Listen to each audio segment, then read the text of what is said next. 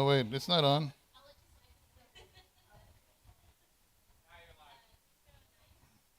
Okay.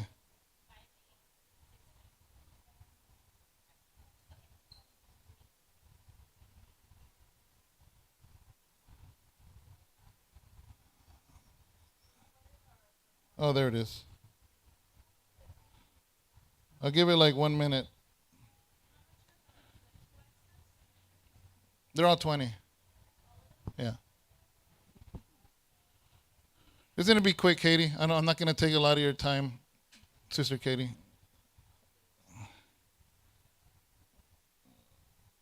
All right. So,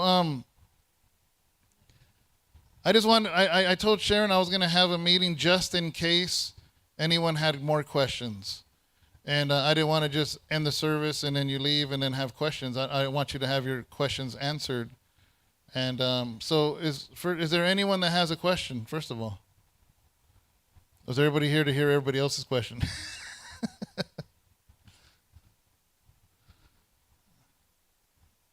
Anyone? Or was this the shortest meeting ever?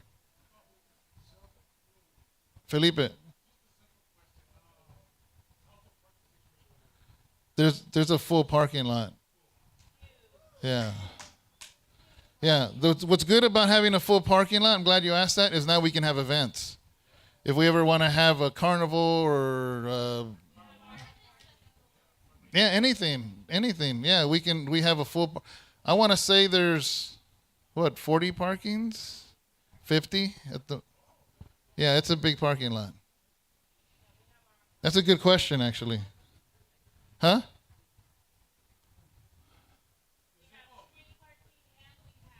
Yes, of course, sister. Eduardo, do you have a question?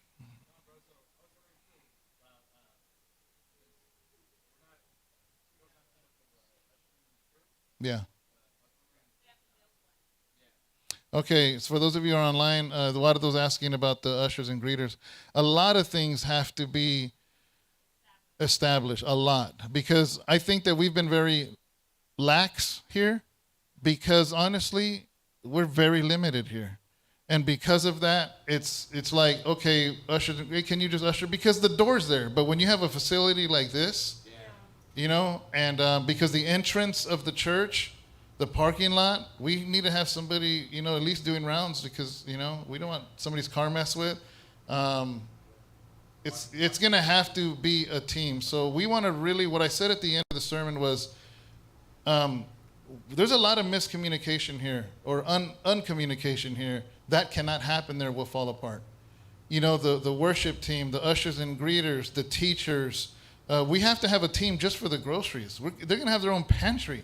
So there's going to have to be a team for that. We're going to raise up youth pastors. We're going to, so all of these teams, if they are not tight in communication within themselves and within any pastoral leadership, it's going to fall apart. So yeah, we need ushers and greeters, multiple, so some can rotate and actually be able to be in a sanctuary. Because here it's different. You're like, hey, I usher every day, but I'm right there. You can't have somebody sitting out in the front lobby and you're never gonna get fed.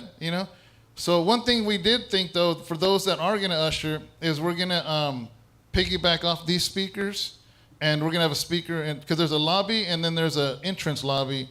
So wherever you're at, the sermon's gonna be heard and the worship's gonna be heard. So if you are ushering and greeting the front door, for instance, you'll be able to hear everything. So yeah, so there will be more teams. Israel? Oh, never mind. You're just stretching? Okay. Well, I was asking, like, for sure, when are we moving exactly? Well, we haven't signed the lease yet, but they said, because we did a walkthrough, what day? Friday. We did a walkthrough Friday. And then they said, is this something you want to pursue? I said, yeah, obviously we're going to negotiate some things. And so we have the Grace International Vice President coming down for that. So they're coming to help negotiate this for us. But yeah. But as of right now, it looks like August 1st, as long as things go smoothly. Okay. Anyone else? Questions? statements? Sister? So this building is much bigger, the utilities and everything, you gotta realize the price, all of that. Mhm. You're gonna have to, Yeah, no, I have an answer to that. That's a good question. She's saying the utilities is the building is exactly 3.5 the size of this. So the answer to that is this, is because we're only a warehouse, everything that happens has to happen here in a sanctuary. Over there, there's no reason to be in the sanctuary other than Sunday morning. Yeah, go ahead. Sharon's gonna answer that. The advantage to, because I pay the bills, so here it takes, in order to have the energy here, we have to, when we turn on the lights, we have to turn on the lights to this whole sanctuary. We have to turn on the lights to the whole lobby. Over there, everything is incremented. So when we go in, we wouldn't have to turn on all the electricity to a whole sanctuary. Everything is in partitions, which is amazing.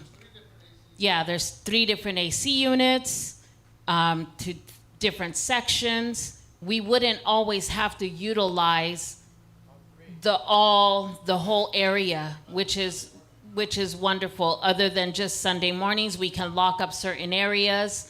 So you can utilize just certain areas when needed, which makes it so much easier for electricity, for certain, just for certain things, which has been really hard here. So if we wanted to do something, we would always have to utilize this whole sanctuary. And that has been really, really hard here because it's made it harder on the bills too.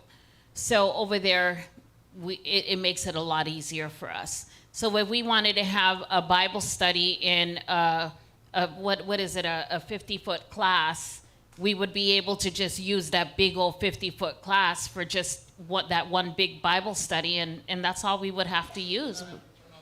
Yeah, and I think that's a big advantage to us, So we'd be saving actually, and I think it's important for us to be able to use wisdom in sort of the things that we do. So I think that's a big advantage, and that's a really good question. A couple questions online. Somebody says, do we need young leaders? Yeah, we do. But I'm still praying for God to send us a youth pastor. There's criteria that I expect out of a youth pastor, somebody that is obviously saved and serving God and on fire for the Lord, somebody between their 20s and 30s, somebody that's married, because I'm not going to have a young single man be a youth pastor to 16 and 17-year-old girls. That ain't going to happen. So, but yeah, when God sends those youth pastors, then they're going to need a staff of assistants to help them. And then those people could be, just young people, unmarried. I mean, just as long as they're serving the Lord and whatever is using wisdom for those leaders and for us, yeah. Huh? Yeah, there's criteria for everything. But yeah, of course we're going to need to do that. Are we going to need help packing and moving? Yeah, because here's the thing, is that we have service every Sunday. So whenever this does happen, it's literally we're gonna have from Sunday after service to whatever our Sunday is here, the last, to be ready on that Sunday. Now, I will say this, we don't have to get the whole thing ready. We have to get the sanctuary ready though, and at least the classroom and the lobby. But yeah, there's gonna be a lot of things that need to happen, and we are gonna need trucks, trailers, whatever is needed at that time. Yeah, so any other questions here? Anybody have any questions? Yes, brother. Yeah, how big does the kids ministry, like, since we have more open now, are you going to be able to have outdoor activities for kids that want to play Yeah. basketball or have a little small tournament? Yeah. Are we going to go beyond that? To get it from the park? Okay. We don't have an outdoor area unless we use the parking lot, but indoors, yeah. The youth, little room in the sanctuary in the back. Yeah, I want to show them that the picture of the youth side is actually technically a basketball court. When you have a basketball court, then you can basically make that a volleyball court. You can make it whatever, this room here. So that's where the youth are going to be. So what's going to happen is when somebody comes into church, if you are a child, teenager, young adult, well, if you're a young adult, if you're going to be a leader, not just a young adult, you should be in service. But they're going to go to here to have their own service, their own worship, everything. And then after worship, the kids go into the classrooms. The youth stay here and continue with the preacher or the pastor that's going to do that. Yeah. Yeah, there's a loft upstairs also. That's how this picture is taken, because there's a huge loft the size of our lobby looking down at the basketball court. This is a basketball. Yeah, and that's also going to be used for the youth also. That's a big screen. They can have movie nights. There's going to be a lot, for the youth to do. Amen. Amen. Anyone else? Katie. So what steps are we going to be taking to enforce better communication so we can be more close-knit about things Yeah. so they don't get misconstrued? Well, I think a lot of things are going to start with a lot of mandatory meetings. Like the way our men get together, like your husband is part of that, like that. It's going to have to be there. And the way we record it, so if a man has to miss it, he's required to watch that video. So that's what we tell the men. Even when I miss it, we are required to watch it. Because sometimes things do happen. Sometimes mom's visiting or this person or that. But we're going to have to establish that, and that stuff has to be mapped out. You want to talk about that? Well, and we're going to require that for the women as well. I know Andrea was talking about it. Where are you? Oh, there you are. I don't have my glasses. I know you were talking about discipleship for the women as well, but also for the teachers. And I think I would like to incorporate that as well for any group within, like you have the children's worship. We have something called Ministry Safe. And that is something that Grace International is requiring for anybody that is dealing with youth, young adults, youth, or children, period. Even up to for nursery. It is almost like a forum. It's a forum for teachers or anybody that works in any of those avenues that are dealing with any type of children or anybody under the age of 21, pretty much. If you have any type of group within the church, it allows those leaders or those volunteers to kind of interact, to have communication, to get curriculums together, and to interact. And it pretty much forces you to have meetings. It forces you to come together. It forces you to set your meetings there together. And it actually it pretty much makes you take classes on there. And you actually get certificates for completing those classes. And it actually makes you interact with the parents as well. So these are good tools for us to have. And they're actually free. Because sometimes, they charge for these classes anywhere else, but Grace is actually paying for this stuff for us to have for free. And that's a really big asset for us to have, and if they're paying for all of this, then these are things that we need to utilize. If they're paying for all of this stuff for us to have, then we need to utilize them. And they're requiring for us to do this because we actually have to fingerprint the people that are working with our children.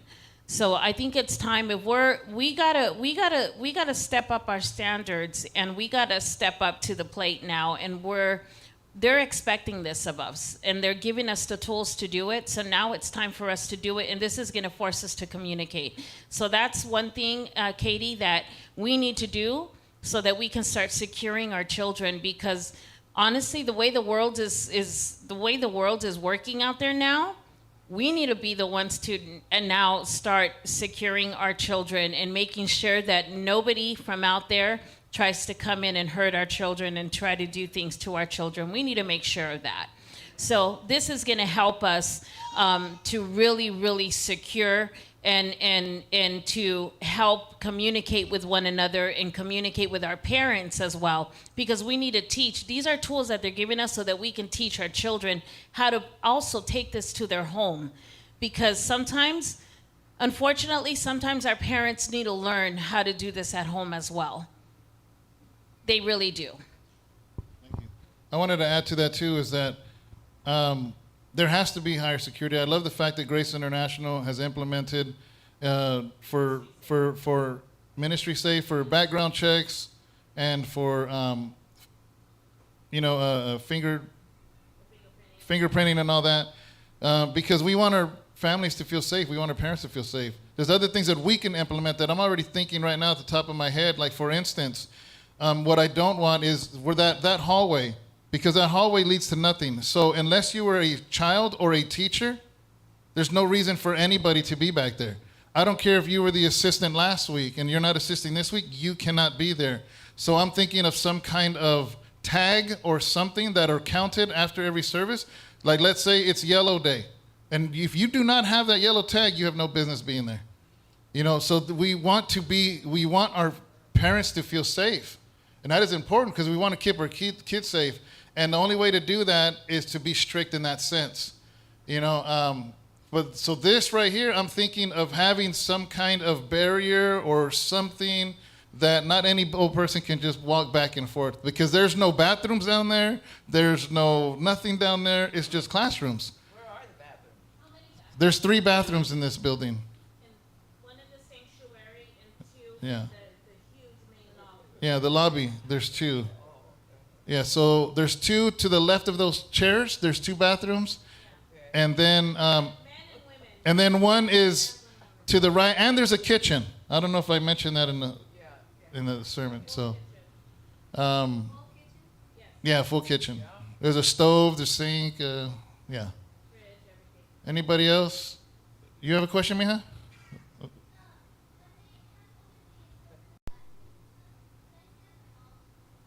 You can do whatever you want, Mija. You can. Yeah. She can. She likes to hear her grandpa preach. It'd be nice though. Is join the worship though. That'd be cool, because there's gonna be cool lights and everything. You might like the worship there, and then you come to the service. That way, when you grow up, you can preach like me. Anyone else? A brother? Are we going to be able to have men's Bible study? Nothing against the ladies, but a men's Bible study. Yes. Whatever is said in there, stay there. Yes, that's the whole thing now. Because here's the thing, and I'm glad you brought that up, because this is also a point. Leads back to your question, Katie. You said, how do we make the communication happen? There's more communication that should be happening here, but sometimes we can't. Because sometimes women want to talk, but we're working at the church. Or somebody wants to come talk, but somebody's having a Bible study. Over there's classrooms. So you can say, hey, women are going to get together, and we're going to pencil in that we have classroom number 2 for 2 hours. And that's you. You know what I mean? That's all you, or men's group, or singles, or widows, or women that get together that have a similar hobby, or whatever. There's so many things that we can do there. Abraham has a question. Well, no, pertaining back to what you said about the kids, Yeah, the kids in the hallway. Another thing that can be added is later on at a door. More Yeah, or a glass one. Yeah, but Because I want, something that locks from one side at least, or both sides. So Yeah, something. security. Yeah. Oh, and that's another thing too, is the hallway of the classrooms is in the back of the church. I don't like our kids in the front here, because this is a crazy world, and so many horrible things happen. And the last thing, it's always on my heart is, man, these kids are in the front. And I've always told them, if anything happens, you run through that second door and lock yourselves in this office. But still, the kids are there. In this facility, the furthest part of the entire church is where the kids are at. So they are the safest, out of anyone. And that's a huge deal. That should be a huge deal to every single person here. Anyone else? Oh, go ahead.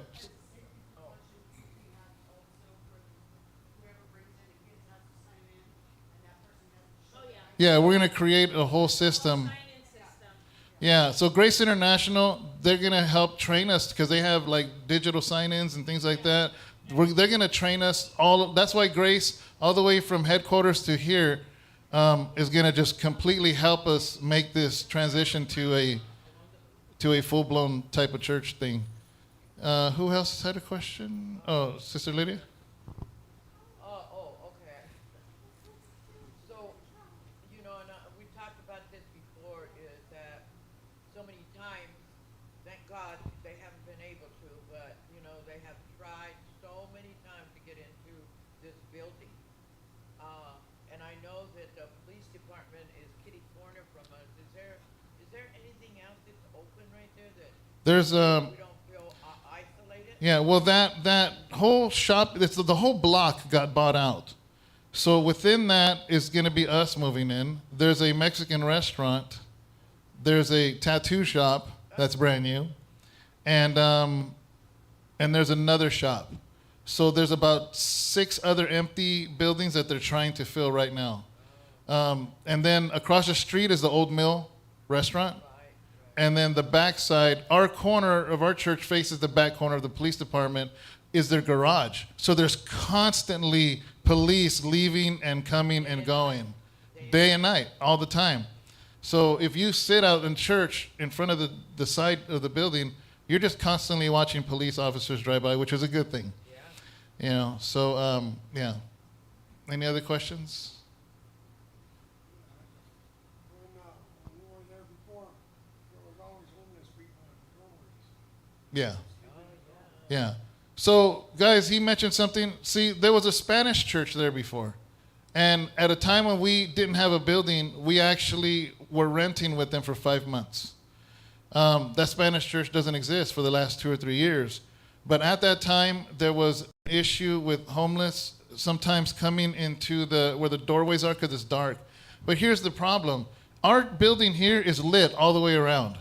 That building is not. But when I drove over there the other day, I noticed there's light fixtures and electricity all the way around. Why that church didn't do it, I don't know. But that's one of the first things we need to do is make sure that we have see, these lights at night turn on automatically. As soon as it turns dark, all the lights is lit up all the way around this building. And we would implement the same thing over there, which I think, because right now you go, it's just dark. Of course, that's where I would be. If I didn't have nowhere to go, I wouldn't go, where it's dark. But there's literally lamps, kind of like the lamps we have right here above the house of rest. And they're like maybe every 10 feet. And they were never working, but we want to make sure those are working. So that whole corner block is just lit up, which makes it safer. I don't want to have Bible studies and having women leave to their parked car in the dark, so yeah, we want to get that fixed. That's one major thing that we want to get done. And the electrical works there already. You could see all the electrical, I forgot what it's called, that metal? Yeah, the conduit, yeah. Anyone else? I know. Oh, wait, let me see. Is anybody here? There's no questions here. All right.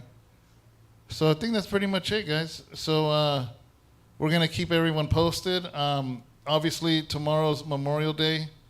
And, I didn't mention that for service. Oh, my gosh. We usually do. So we're going to talk to the property manager on Tuesday. We're trying to, Grace International Vice President wants to come on Wednesday, and he wants to do a walkthrough, but they haven't answered back whether they're available to give him a walkthrough. So they're going to negotiate. The reason I didn't mention numbers is because that's still negotiable, because they're going to want a deposit, but that's why he's coming, to try to lower that deposit. There's a lot of cleanup in that church, and we have more muscle than money. So. No. So, yeah, so there's a lot of things there, and that's why I didn't want to mention amounts. I don't want to mention addresses or nothing like that yet. And but, yeah, that's pretty much it, guys. Those of you that are online, thank you so much. God bless you, and thank you for joining us. And that's it for live.